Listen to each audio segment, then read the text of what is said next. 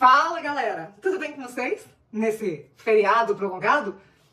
Um abraço aqui da JuliB_Lucille no Twitter, Juliana Bertolozzi no Instagram e aqui também no YouTube, Juliana Bertolozzi. Tô um pouquinho atrasada, mas eu tive atrasos por causa da plataforma que demorou muito a processar o vídeo. Então eu tô gravando outro, porque já temos novas informações, né? Apesar da semana curta. Então, em primeiro lugar, eu já quero pedir desculpas, porque eu sei que tem muita gente que se incomoda com o fato de que eu gravo os vídeos em pé. Pessoal, é o único jeito, eu aprendi assim, eu tô treinando pra gravar os vídeos deitadinha, mas hoje não vai ser o dia que eu vou estrear isso, tá bom? E por que não? Porque, gente, a gente tem muita informação pra falar. Porque, afinal, a gente tá falando sobre uma semana curta de feriado prolongado, certo? E o governo Lula acumulou mais derrotas em um único dia, que foi a terça-feira, dia 28 de maio, dia inesquecível para eles. E as votações deixaram um recado muito claro. A própria base aliada do governo votou contra o governo. O lema, nesse momento, parece ser pular do barco antes que afunde. Será o começo do fim? Então eu vou começar esse vídeo mostrando o que as três cavaleiras do Apocalipse da Globo News, Daniela Lima, Leilane Norbar e a outra de Catar, né, cujo nome eu nem sei quem é, mas elas dando a notícia na quarta-feira de manhã sobre como foi a terça-feira, para que vocês tenham uma ideia do impacto. E aí a gente vai partir daí, tá bom?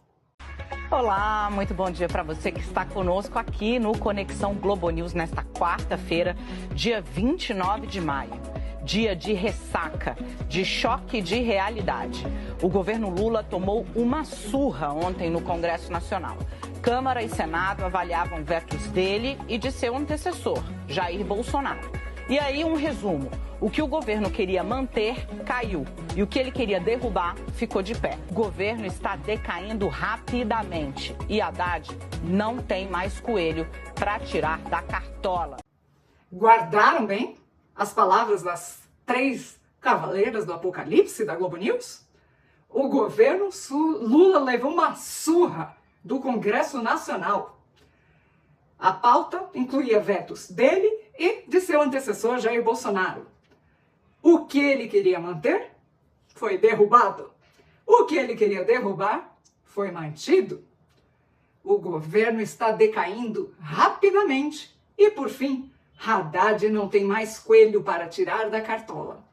Volto a perguntar a vocês, meus amigos, queridos seguidores. Seria o começo do fim? O que é que estava na pauta do dia 27? Então vamos lá. Vamos relembrar aqui o que é que foi votado, o que aconteceu, o que eles queriam. Vamos lá. De novo. Primeiro, o veto que o senhor Luiz Inácio Lula da Silva queria manter era o veto dele a favor das saidinhas, de prisioneiros visitarem suas famílias. Segundo ele, todos eles têm o direito de visitar suas famílias, não é porque são presos que não têm esse direito. Ora, ele apenas se esquece que esse pessoal, a taxa de retorno deles para casa é bem pequena. Eles cometem bastante crimes quando eles voltam, né, durante as saidinhas. Muitos são pegos em flagrante cometendo outros crimes. Então, qual que é o benefício dessa saidinha mesmo? Porque, assim, visitar as famílias podem visitá-los na cadeia. Então, né? Enfim, outra pauta que estava ali, que ele queria que fosse derrubada, foi uma pauta criada por Jair Bolsonaro. Bom, qual que era essa pauta, gente? Simples. Era uma pauta que, resumindo, era a manutenção de um veto a PL 46. Resumindo, pessoal, o que significa essa pauta e o que significaria esse veto? Sim à liberdade de expressão, sim ao nosso direito de nos expressarmos, não à censura, não a um gabinete que seria instalado, criado pelo atual governo para perseguir contas que estão postando qualquer coisa que possa vir a ser considerado fake news, sem investigar da onde partiu, o que foi, com penas de até 5 anos de cadeia. Vamos lá, né? como já adiantado pelas 3 cavaleiras aí do Apocalipse, bem, o veto de Jair Bolsonaro foi mantido. Então, não a censura, há de se haver um processo muito mais cuidadoso para analisar o que são fake news, quem é que cria, quem é que espalha, para diferenciar, gente, uma questão inclusive de como é que você vai tipificar o crime e punir a pessoa. Você tem que saber quem é que criou aquela fake news, se ela criou de propósito, se ela criou porque ela ouviu alguma coisa e de repente saiu postando. Outras pessoas postaram sem saber, sem verificar, ouviram aquilo e, nossa, acharam que, né? E aí resolveram postar. Elas vão sofrer o mesmo tipo de punição do que a pessoa que criou? Se a pessoa criou sem querer ou por querer, tudo isso tem que ser investigado. Estamos em ano de eleição. Não queremos difamar a imagem das pessoas. E esses crimes de difamação, calúnia, isso tudo já está tipificado na lei. Então não era necessário criar uma nova lei somente para avaliar esse tipo de coisa, avaliar se estão cometendo crime, por exemplo, ao chamar uma pessoa, né, ao acusar uma pessoa de ter roubado algo, de ter furtado, enfim, né, pessoas que tiveram aí um passado negro, que já foram condenadas. Infelizmente, gente, quem já foi condenado tem uma ficha aí, né, uma mancha negra na ficha que vai ter que carregar pro resto da vida. E aí a gente não pode falar a verdade sobre essa pessoa. A pessoa já foi condenada sim. E aí o processo foi, né, não foi anulado. Mas a pessoa já teve essa condenação. A gente não pode falar sobre isso? Sobre o fim das saidinhas, olha, pessoal, isso daí é algo que muito facilmente o STF derruba. Inclusive, o ministro André Mendonça, já deu um precedente para que a saidinha volte, tá? A decisão dele foi dada em um habeas corpus, tá? Apresentado pela defesa de um condenado por roubo com emprego de arma. Mas isso daí já abre precedente para várias outras coisas, tá? Então, foi uma vitória, uma derrota lá pela metade, né? Pessoal, o que mostra? Vamos lá, vamos direto ao ponto. Essa série de derrotas do governo, eu não vou nem analisar uma por uma aqui, porque já passou tempo, tá? Isso daí já foi analisado, mas o que é importante a gente lembrar aqui? Que após essas derrotas, o governo Lula tem pela frente um desafio hercúleo, já que tem novas votações de interesse no Congresso, tá? E é necessário que o governo trabalhe para reorganizar a sua articulação política, já que teve vetos derrubados por parlamentares de sua própria base governista. Então é necessário ter mais diálogo, né? Mais conversas, enfim. O governo ainda tem pela frente uma lista extensa de projetos que são do seu interesse. Os parlamentares ainda devem analisar projetos fundamentais da pauta econômica, devem também analisar a regulamentação da reforma tributária. Isso aí ainda não foi resolvido não, tá?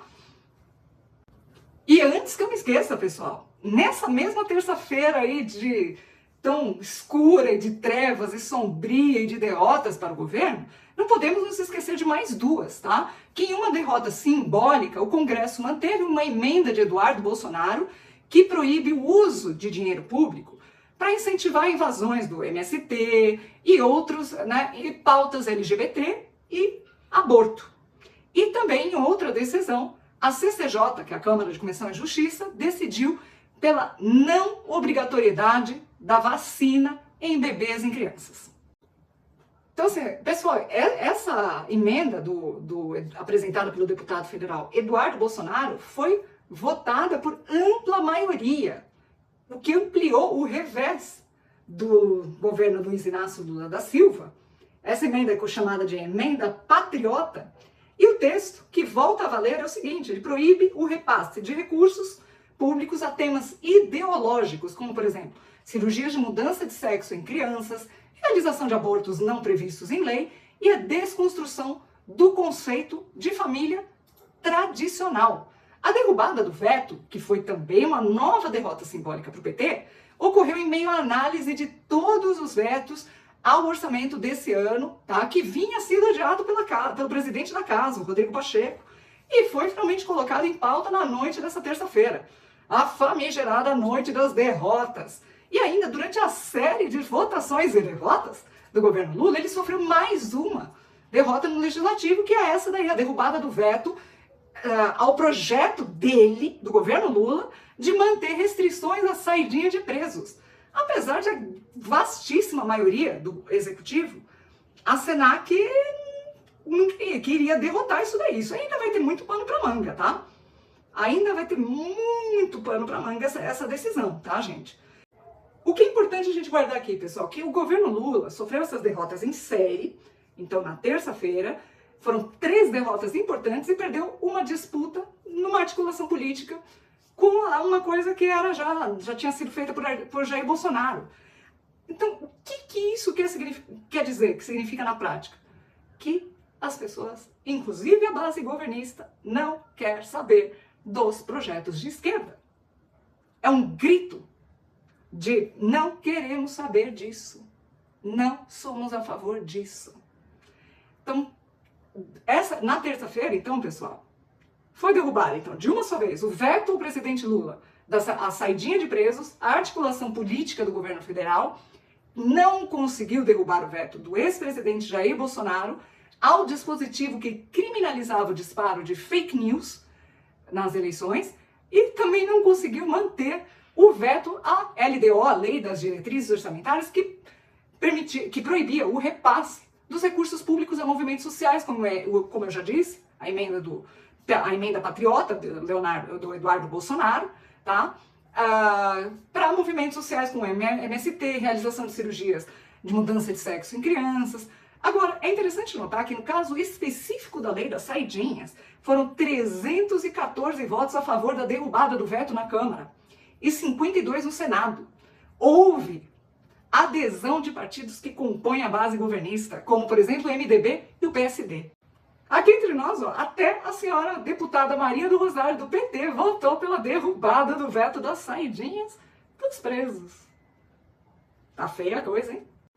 Sobre a questão do veto do trecho do ex-presidente, né, que ele mexeu na LDO, na Lei de Segurança Nacional, o governo Lula tentou articulações de várias maneiras, orientando as bancadas, a oposição, todo mundo que pudesse ali, para ajudar, para derrubar esse veto. Eu acho que foi pela primeira vez a gente na internet se mobilizou para pedir sim a um PL. Sim, PL 46. A gente queria que mantivesse esse texto. Porque a redação do trecho poderia abrir margem para retaliações com fins políticos. E, no fim, o veto foi mantido pela votação pelos deputados. Foram 139 votos para derrubá-lo e eram 317 votos necessários para mantê-lo. E após a manutenção do voto, deputados da oposição gritaram: Lula, ladrão, seu lugar é na prisão. Tá feio mesmo. É claro que o governo já esperava parte dos reveses na sessão do Congresso, que analisou os vetos de Lula e do Jair Bolsonaro, mas os números expressivos de traições da base e a diferença das votações acendeu um alerta grave para o Planalto. No Planalto, na verdade, a avaliação é que a articulação precisa melhorar, mas que o principal ponto é não saber como pautar alguns temas importantes em meio ao legislativo tão conservador. A gestão diz que já aceitou que precisa mudar radicalmente a estratégia, mas não é que mudar que é bom, não muda não. Alguns interlocutores explicam que em alguns casos, em especial nas chamadas pautas de costume, não há emenda que resolva. Resolve sim. E em off dizem que o presidente Lula finalmente entendeu que as relações mudaram quando comparadas aos 2 primeiros mandatos dele, que foram lá entre 2003 e 2010. O mundo mudou, o mundo deu voltas, capotou, girou, né? O problema, pessoal, é que assim, o Lula já sabia sim que teria minoria, mas ele vinha tentando acenar no legislativo, repetindo contar com o apoio do Congresso na maioria dos projetos do governo. Não foi o que aconteceu. Agora, porém, os membros do governo admitem que, em off, né, que a gestão está começando a entender apenas apenas agora que a relação não é a mesma dos primeiros mandatos e nem se resolve só com a liberação de emendas parlamentares, que era algo que o Lula estava fazendo à torta direito, né? Estava liberando emenda. Ou seja, só isso não está sendo suficiente. O calcanhar de Aquiles do Lula, por assim dizer, são as pautas de costume, que são as pautas ideológicas. Articuladores argumentam que, diferentemente das pautas econômicas, como por exemplo o caso da saidinha, cujos vetos do Lula foram derrubados na terça, é tão gostoso repetir isso, sabe, gente? É legal, não se esqueça de repetir isso com frequência, porque tá valendo, tá legal. Apesar da decisão do André Mendonça, isso aí vai valer, tá? Então é muito, muito gostoso repetir, tá? Então, esse tipo de pauta de costume, pauta ideológica, não é resolvido na base da conversa ou do toma lá da cá, especialmente em ano eleitoral, como é 2024. Os membros do governo estão, na verdade, preocupados, lembrando que a maioria não só é oposição, mas é também conservadora. Isso explicaria, por exemplo, parte das traições de partidos da base que ocorreram nas últimas votações. Porque esses parlamentares são aliados e respondem a uma base que tem resistência a algumas pautas do governo. Segundo Jacques Wagner, que é o líder do governo no Senado, por exemplo, Lula pediu para ele melhorar a organização no processo, tá? Jacques Wagner deu uma acalmada, botou panos quentes e falou que as derrotas não ocorreram em pautas programáticas, por assim dizer, e sim que essas derrotas já estavam assimiladas e que Lula estava tranquilo. Vamos fingir que a gente acredita por 3 segundos. 1, 2, 3. Segundo Jacques Wagner, matéria econômica tramita de um jeito, matérias chamadas de costume ou ideológicas tramitam de outra. A base depende muito do tema, né? Nós estamos em um período em que a política não era mais a que era de 8, 10 anos atrás, está totalmente bipolarizada e fanatizada, disse Jacques Wagner. Sei. Então, por exemplo, teoricamente o governo já esperava que o tema das saidinhas seja de fato judicializado no STF. Essa foi a derrota mais expressiva da terça-feira, por isso que é legal a gente ficar falando disso, né? Lula já havia sido avisado que ele ia perder. Não à toa, quando o ministro Ricardo Lewandowski fez o anúncio do veto, a gestão usou argumentos falando da base da constitucionalidade, indicando que isso poderia acabar assim no judiciário, e em outra pauta de costume, mas nesse caso também ligada à economia, o governo não conseguiu impedir o avanço bolsonarista sobre a Lei de Diretrizes Orçamentárias, a LDO. Em dezembro, a Câmara aprovou dispositivos que impediam a União de financiar ações como cirurgias para mudança de sexo de crianças ou a realização de abortos que não constam na legislação. Lula vetou. Mas na terça-feira, os parlamentares derrubaram o veto do Lula. Teve uma votaçãozinha que chamou um pouco a atenção, que é a votação da taxa das comprinhas em sites internacionais, né? No caso da taxação de compras até $50, antigamente, né, segundo a gestão Bolsonaro, então aí os prints que não me deixam mentir, ele nunca taxou. Ele lutou, inclusive, para que a taxação fosse até $100, tá? Por pessoa física. Mas ele, né, conseguiu por $50 e, no caso da taxação, houve um acordo simbólico entre o governo e o Lira. Vazou até no microfone, tá? Lira, na verdade, ele queria uma taxação mais alta, de 60%. O Haddad também. O Lula ficou com um pouco de medo do desgaste, de pensar, puxa vida, minha imagem que já está um lixo, como é que vai ficar? Então eles chegaram a um acordo de 20%. Todo mundo já sabia do acordo, né? Vazou aí no microfone, ficou bem bonito, ficou feio pra caramba pra todo mundo, né? Tem acordo, presidente, por que é que não vota simbólico?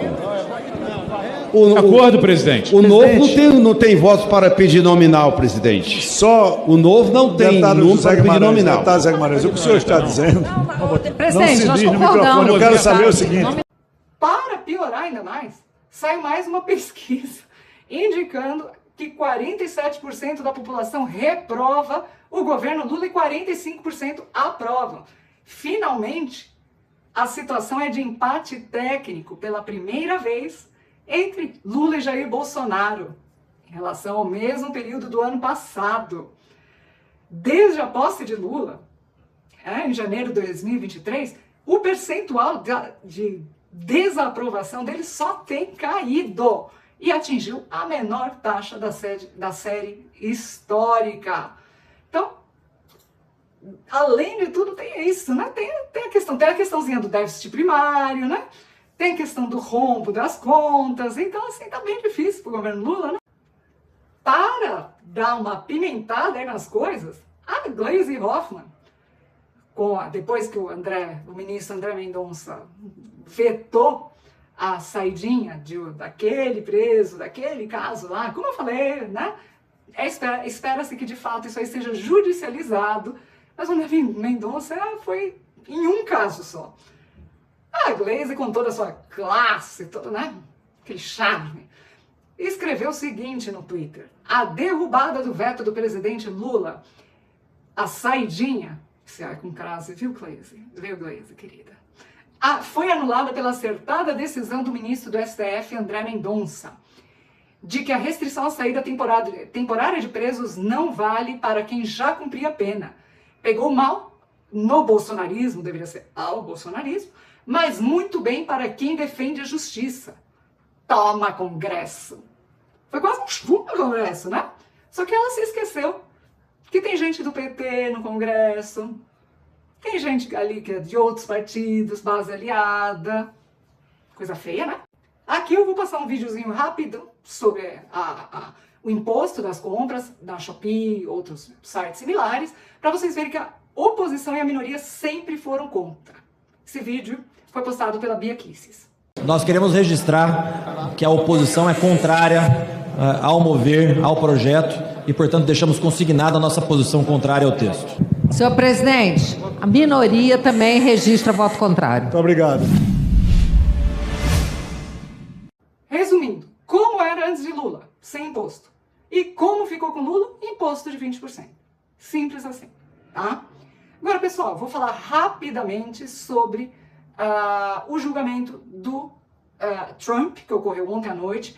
Eu ainda não tenho muita coisa para falar, eu ainda tenho que estudar um pouco mais, mas muita gente está dizendo aqui que não vai mudar nada, ele vai concorrer do mesmo jeito, talvez isso dê uma balada nele, talvez ele perca votos, mas sabe-se que de novo foi um julgamento burlesco, uma pantomima, tá? E que mostra que não há mais neutralidade nas cortes norte-americanas, nada. Que na verdade foi uma questão de um desafeto pessoal entre Biden e Trump, e que isso aí abre um precedente, inclusive, para um dia ser usado, por exemplo, contra você e o seu desafeto, por exemplo. Por que não? Né? E as pessoas que comemoraram esse tipo de arbitrariedade é uma coisa bem hedionda, bem bizarra. Na verdade, um atestado quase de imbecilidade, né? Que mostra a que ponto a humanidade se encontra. Porque goste você ou não do laranjão, como dizem, o julgamento mostra que a justiça, pelo menos a maior democracia do planeta, morreu. E só para finalizar, a esquerda resolveu começar a espalhar por aí que a taxação era a ideia do Jair Bolsonaro, sendo que a gente tem prints desde 2021 dizendo que ele nunca taxou, ele não iria, ele era contra taxar essas comprinhas na Shein, AliExpress e outros. E aí, então, Carlos Bolsonaro, começou a levantar hoje uma nova campanha. Vamos aderir? É a campanha Veta Lula, para ajudar os pobres. Já que o PT está culpando o Bolsonaro, para variar, pela taxação dos aplicativos como Shopee, Shein, AliExpress, né? Mesmo sendo um projeto do Lula, né? O mandatário é o autor da proposta, e o capitão Jair Bolsonaro já tinha falado várias vezes que não faria isso. Então, os petistas amorosos estão agora com uma campanha dizendo: lembre-se que toda vez que você fizer uma comprinha nesses sites e você for pagar um tributo, lembre-se que foi o Bolsonaro que taxou você.